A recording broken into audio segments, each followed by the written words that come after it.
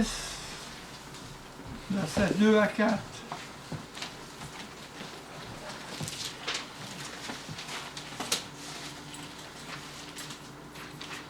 Loin de là, nous sommes morts au péché. Comment vivrons-nous encore au péché? Ignorez-vous que vous avez été baptisés en Jésus-Christ?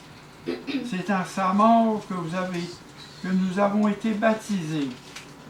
Nous avons donc été ensevelis avec lui par le baptême de sa mort, afin, comme Christ est ressuscité des morts, par la gloire du Père, de même, nous aussi, nous marchions en nouveauté de vie.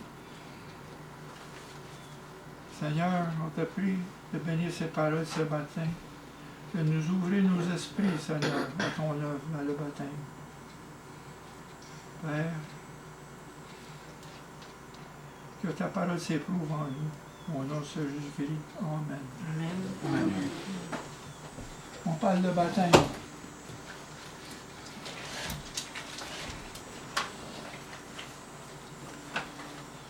On parle qui ont été baptisés en Jésus-Christ. C'est dans sa mort que nous avons été baptisés. Quand on parle de baptême, le baptême, dans le mot grec, veut dire immersion dans l'eau. Dip in the water.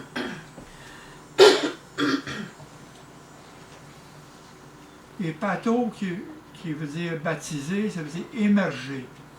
Tout dip. On parle de différents baptêmes, le baptême de la repentance, le baptême d'eau, le baptême du Saint-Esprit. C'est que nous avons été immersés dans la repentance, et nous avons été immersés dans l'eau, et nous avons été immersés dans le Saint-Esprit. Nous avons été remplis du Saint-Esprit. C'est ça que ça veut dire baptême, immersion. Et qu'est-ce qu'aujourd'hui, c'est qu'il faut comprendre qu'est-ce qui va se produire aujourd'hui.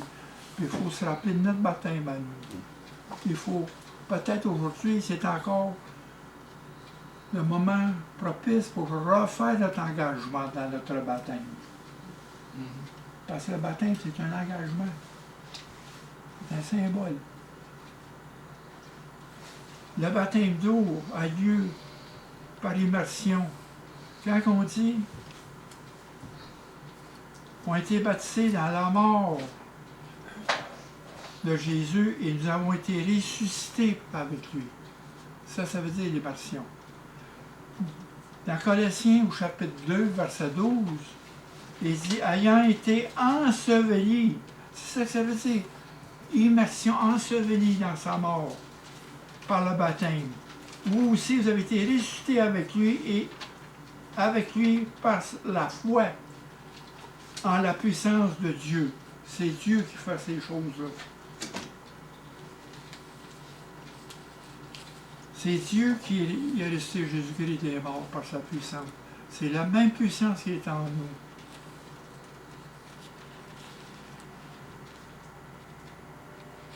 C'est que le baptême d'eau vient par l'immersion après la nouvelle naissance et notre profession de foi. Parce que le baptême symbolise un engagement. Il ne faut pas oublier, là, on s'est engagé. Chacun d'entre nous.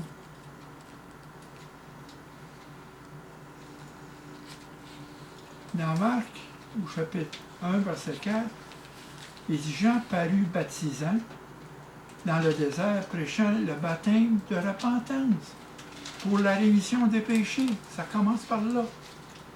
Le baptême de la repentance.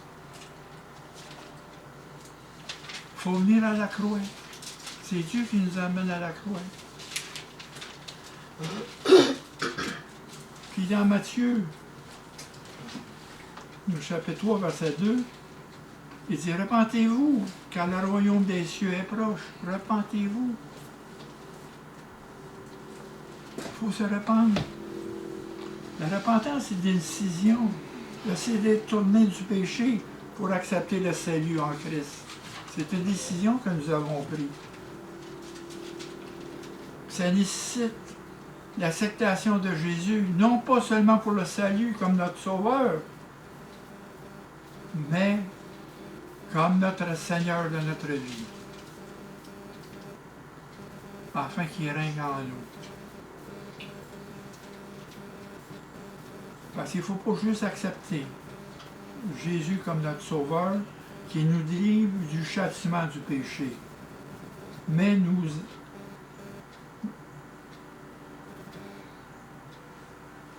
comme le Seigneur de notre vie.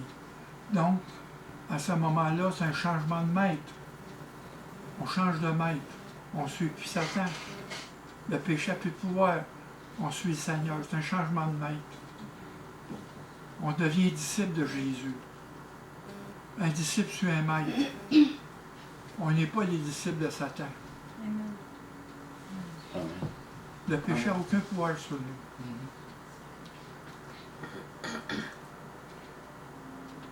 Ça, c'est une décision libre du pécheur, par la grâce accordée à ceux qui entendent l'Évangile.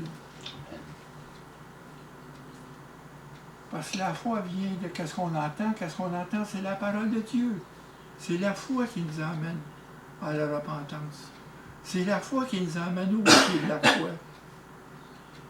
Il faut venir au pied de la croix. Réclamer la grâce de Dieu, qui est sur la provision de la grâce que Jésus a obtenue pour nous, en se sacrifiant pour nous, pour nos péchés. Il faut venir à la croix, c'est par le sang. Jésus est la fondation et la base de tout. Amen. Il est la base de notre salut. Il n'y a pas d'autre chose que Jésus dans le salut.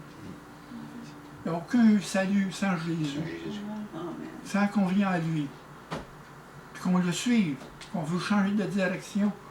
Parce que la repentance veut dire se détourner, faire demi-tour, mettre le monde en arrière de nous et regarder devant Jésus. C'est ça qui est la repentance. C'est ça l'engagement qu'on a fait pour notre baptême. C'est l'engagement qu'Alain va faire, que ma belle-sœur va faire tout à l'heure. Ils vont s'engager par le baptême.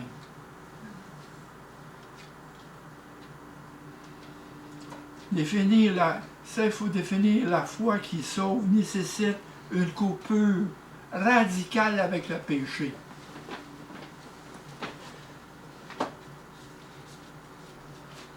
Il y en a qui prêchent dans les églises.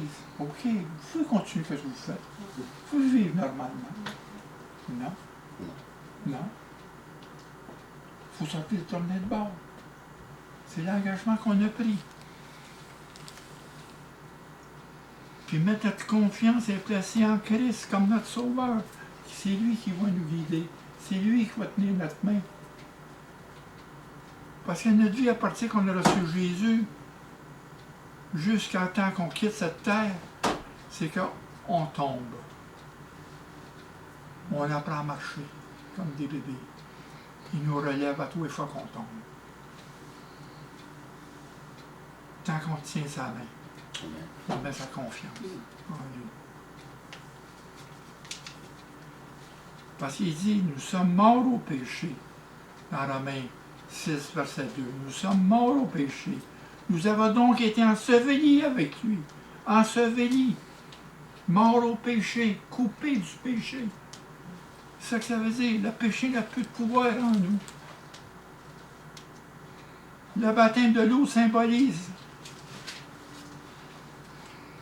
la mort spirituelle, la mort au péché et la résurrection avec le Christ. C'est ça qui servait. C'est ça qu'on fait une immersion.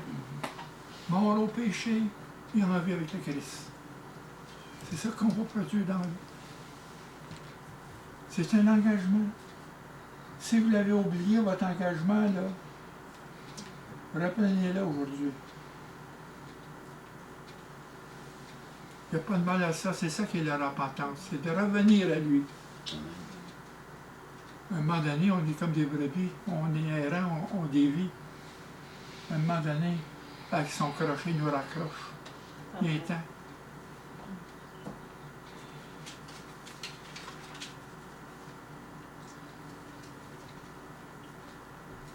Dans Actes, au chapitre 8, verset 37, Philippe avec l'eunuque a voulu se baptiser, Parce que l'eunuque, il a dit, ça, qu'est-ce que ça veut dire, qu'est-ce que je lis dans Isaïe? Puis Philippe lui a expliqué. Puis là, maintenant, il voit l'eau, il dit, hey, l'eau est là. On a dit, je peux-tu me faire baptiser? Puis Philippe, il dit, si tu crois de tout ton cœur, cela est possible. Et l'eunuque répondit, je crois que Jésus-Christ est le Fils de Dieu. Première des choses. Première. La foi qui sauve, c'est une profession de foi.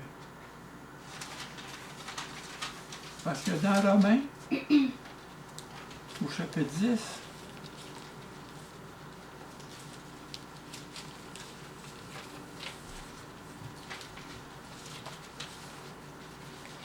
verset 9,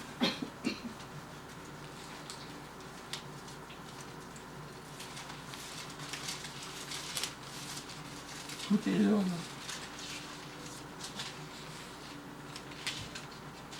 Si tu confesses de la bouche le Seigneur Jésus et si tu crois dans ton cœur que Dieu l'a ressuscité des morts, tu seras sauvé. Car c'est en croyant du cœur qu'on parvient à la justice. Ça ne se fait pas ici, là. C'est pas un mental, là. C'est question du cœur. La langue. Que parvient la justice, c'est en confessant de la bouche qu'on parvient au salut, selon ce que dit les Écritures, qui croit en lui ne sera pas confus. Jésus a dit dans Jean 18, verset 12, « Je suis la lumière du monde.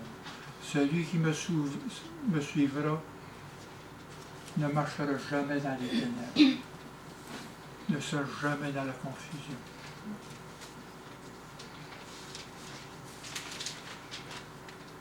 Celui qui croit que Jésus-Christ,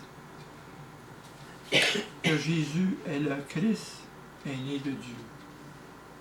1 Jean, chapitre 5, verset 1. Jésus, c'est la fondation du salut. Il n'y a pas d'autre salut que Jésus. Jésus, c'est le pont entre nous et Dieu. C'est sur les bras de la croix qu'il nous a fait traverser au-delà de des ténèbres, dans l'abîme de nos péchés. Mais qu'est-ce qui est beau aujourd'hui? C'est qu'avec le baptême, Dieu ajoute à l'Église.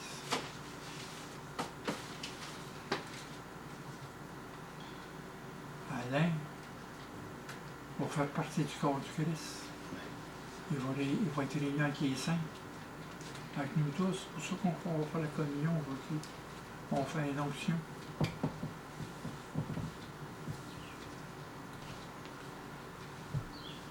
Dans Actes, chapitre 2, versets 46 et 47, il dit, « Il était chaque jour tous ensemble assidus au temple.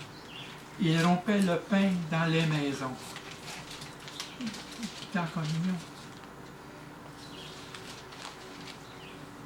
Ils prenaient leur nourriture avec joie et simplicité de cœur. Au verset 47, louant Dieu et trouvant grâce auprès de tout le peuple, le Seigneur ajoutait chaque jour à l'Église ceux qui étaient sauvés. Il ajoute à chaque jour.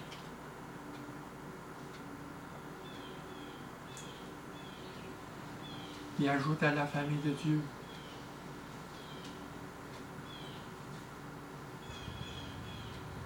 Dans 1 Corinthiens au chapitre 12, verset 4, en parlant du corps du Christ, il dit il y a une diversité de dons, mais le même esprit. Diversité de ministères, mais le même Seigneur. Et au verset 6, diversité d'opérations, mais le même Dieu qui opère tout en tous. C'est Dieu qui amène la croissance à l'Église. Celui qui plante et celui qui arrose, ils ont le même salaire. Mais qui va donner la croissance? C'est Dieu. C'est Dieu qui nous amène à la croix. C'est lui qui fait tout.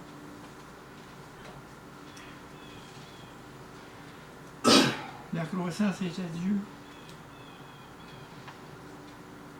Et Dieu fait croire. C'est ça que le baptême, c'est un engagement.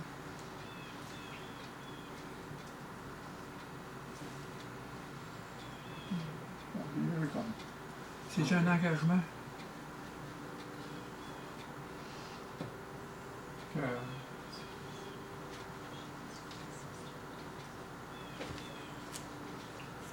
C'est de connaître que Jésus est notre Seigneur.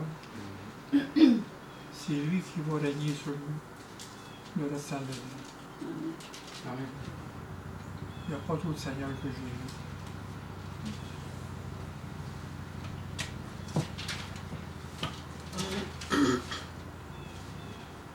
Qu'est-ce qu'on va faire en ce moment? On va procéder à un chant. On va inviter Lucie. On va aller savoir ce qui arrive.